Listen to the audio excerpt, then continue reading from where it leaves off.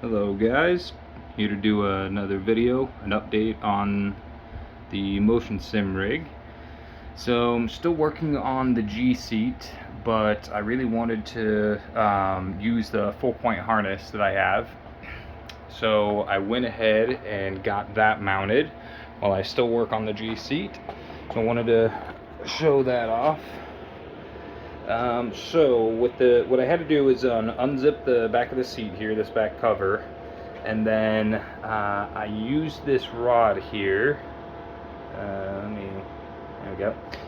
Use this metal rod right here to as a brace for the seatbelt straps, so that way when it starts to add tension, it's not just the foam that's supporting it. So I had to cut out some of the foam, you can see here, all the way up here, to be able to get my seatbelt over the top of this, so that way it would actually have some structure. And then if we pull this down and pull these back, get over there, get over there. Okay, so then there's the back of the seat, and I had to cut holes in it so that way I can run the seatbelt through there, and then I can reattach this down at the bottom, and then it's got zips all the way down both sides. And the way that this works is we have a bungee cord. We'll hook up bungee cord on that side. The bungee cord loops through the middle frame of the 3-DOF. There we go. So they basically, let's make sure these are the same. There we go, same size. So it loops onto the middle frame like so, and so basically when it pitches down like that, it should pull the seatbelt taut into your shoulders, so when you're sitting in the seatbelt and it pitches down, it's going to pull that up, and then once the thing pitches up, then it'll pull the seat, it'll be real slack. Again, we have to make sure those things are level, otherwise it does not feel right when you get in. And then the lap belt, I have another bungee cord down here that actually runs underneath around the U-joint, central U-joint, and then back underneath around there, and then connects to that lap belt. And so that way when the sim rolls, it should give a little more tension on one side. I've only messed with it a little bit, and I haven't really experienced that much tension. It just feels good to have a 4-point harness on in general. So in order to get it through the front though, I got a razor knife, and then like a box knife, and then heated up with a lighter, and then stabbed through here to try and cauterize, to try and melt the ends of this so it wouldn't fray. But I might just print some plastic pieces to go over there, also because this is kind of there's a lot of friction in this system, and so I want to reduce that, so I can just put plastic caps on here, so that way it's not just the foam, and maybe put rollers on the back of that center bar, just to free up friction. But we'll see how it goes, and this is just temporary until I get the G seat working, and then if I can, I will replace this seat with the G seat.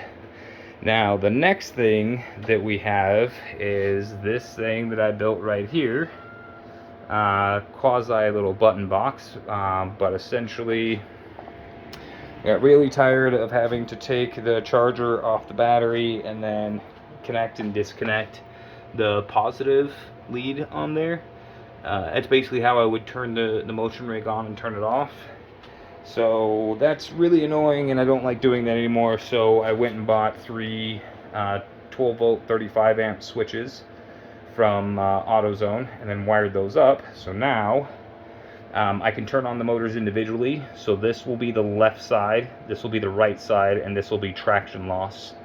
And so if you look Right there, there's that motor. You can see it's all the way down right now. And then if I turn that on, you can see that it now raised that side.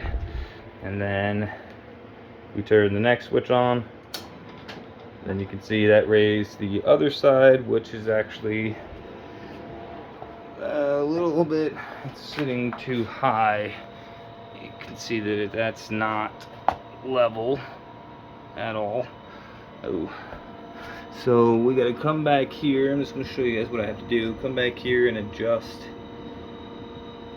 Oh, not that way. Oh, that's too much. So when I move that, I'm basically, come on, moving the arm like that to calibrate it to, it's 0 point. And that's it's still a little high. Nope, this way. There we go. Oh man, there is it is leaking. Oh, yep. It is leaking. It's goddamn the lubricant, sloshy lubricant. Okay, so the last little switch here will do the traction loss motor, and since it's all the way over on this position, boom, it moves over. So now I have switches. I can now turn this thing on and off from its actual switches, which I'm very happy about. And then I've got my new computer over there.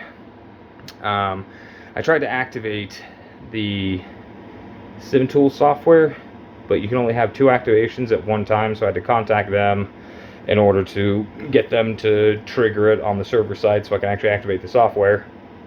And it kind of took them a little while to get back to me. So in the meantime, I just hooked my old computer back up, so that way I can still use my motion sim. But they finally got back to me, and I activated SimTools, so now I'm just copying over the settings for a 1-to-1, and then I'll need to pull the 3080 back out of that computer, throw it in the new computer with the 12700 or the 13700K. This little beast right here is an 8086, and the whole reason why I got a new computer is because this 8086 just will not do Microsoft Flight Sim 2020 in VR with the HP Reverb. It just won't do it over like 30, 40 FPS, 45 FPS. It's terrible. And from what I can see, it's CPU bound, and the 8086, since it's 8th generation, it is the best 8th generation. But since it is 8th generation, I figured it's time to upgrade. So went with the 13700K in a much smaller case, which is nice. And I'm just running it off integrated graphics right now just to get everything set up.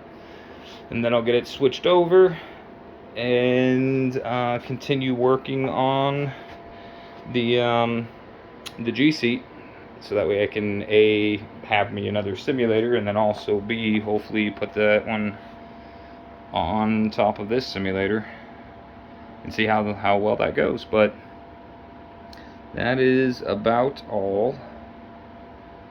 Let's go ahead and come over here, last thing, and we'll just turn all the switches off. And we turn that off. We can now pull this. I like its resting position to be there.